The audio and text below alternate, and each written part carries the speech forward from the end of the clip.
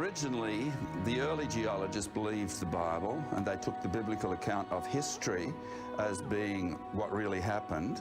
And so based on that, they came to the idea that things happened quickly during the creation and the flood. They even developed some geological histories based on that idea. Later on, at the very turn of the 19th century, you start to get people who are arguing that geological processes from the rock record can only be explained using processes that we see around us today in the world.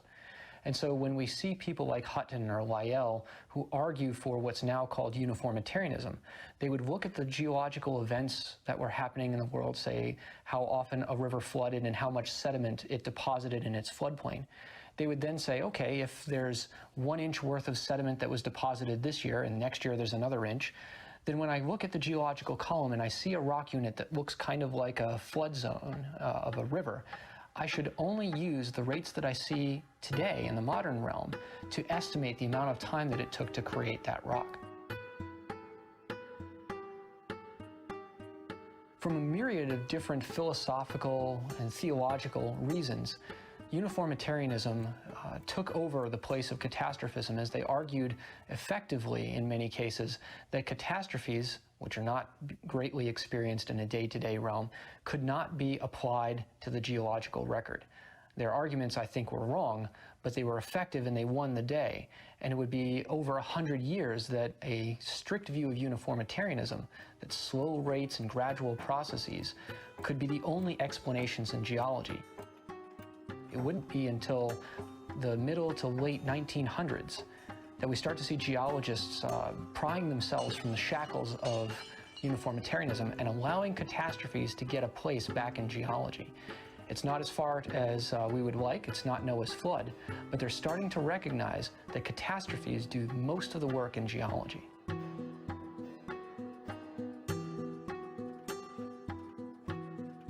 Glacial erosion is usually associated with smooth surfaces and grooves left by the glaciers themselves.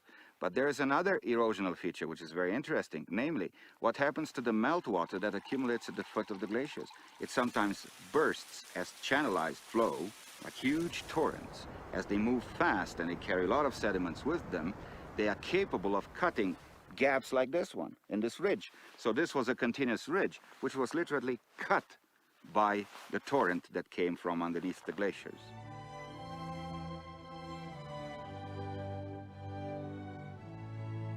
In 1980, there was an eruption of Mount St. Helens, and from this single eruption, a pyroclastic flow, that is a flow of hot gas and ash, as it erupted, it left behind some 25 feet, some 8 meters of sediment, which was finely layered, and this was deposited in a very rapid time, less than a day.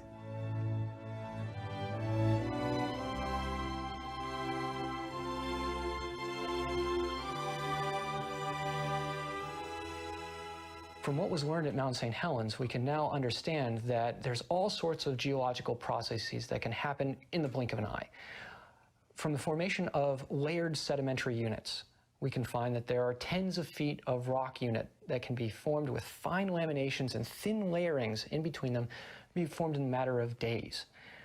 The erosion of small canyons that are like miniature laboratories for understanding how larger canyon systems like the Grand Canyon or the other large canyons of the American Southwest have been formed.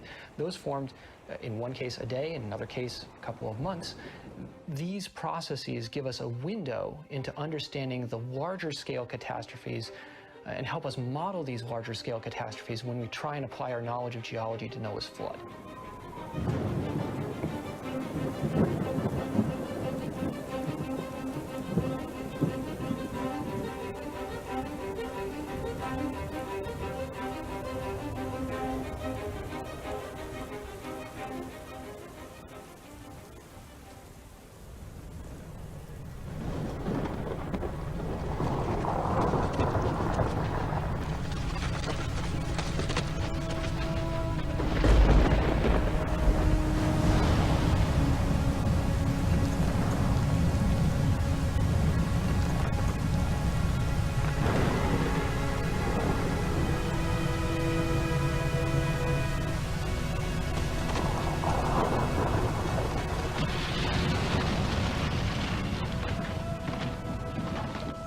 As a geologist, trying to wrap my mind around how much energy Noah's flood actually produced is even hard to do for me.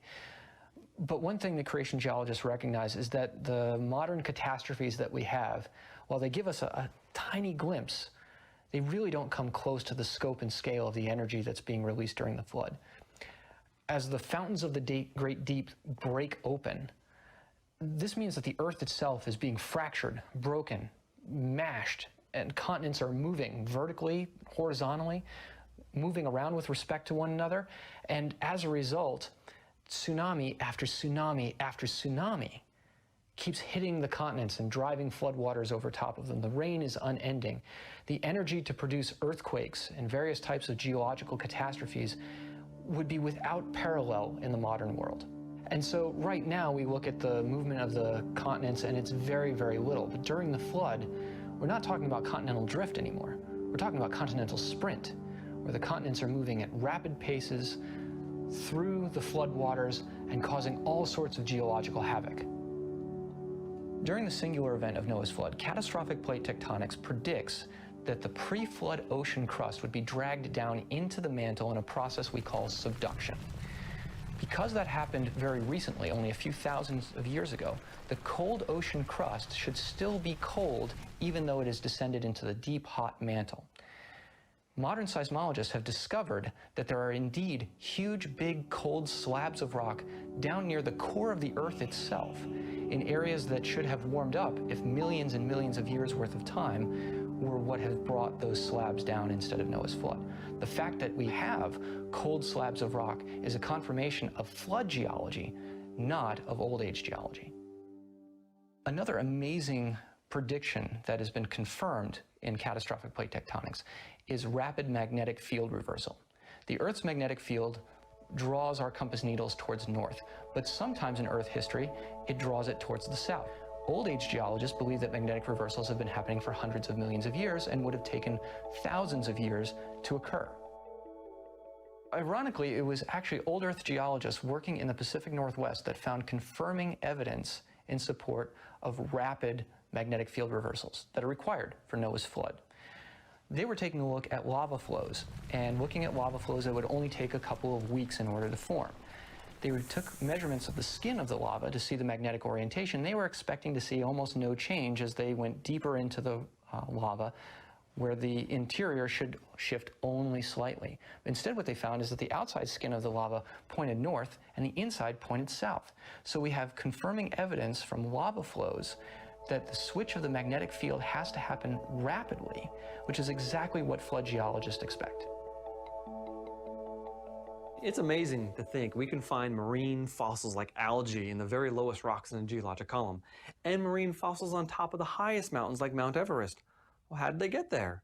Well, evolutionists would say that slow, gradual uplift over millions of years led to the formation of the mountain ranges and pushed the fossils up along with them. But there are some things about modern mountain belts that we see that don't seem to fit with this conventional view. Rock is brittle. It doesn't bend very easily. If you try and bend it, it breaks. Now, granted, on a big scale, you might be able to get some pretty big bends out of a large rock. But these bends are tight and close, and you can walk from one end of them to the other. This type of bend and folding without breaking the brittle rock means that maybe it wasn't brittle rock at the time of its formation. These might have been much softer materials. After all, they were laid down during Noah's flood. They'd been compacted down, started off horizontal, but then as tectonic movements occurred, they shifted and folded them while they were probably still soft. So when we look at it this way, what we realize is that the really tall mountain chains, the Alps, the Rockies, the Himalayas, they didn't exist before the flood. The whole reason that they exist is because of the flood.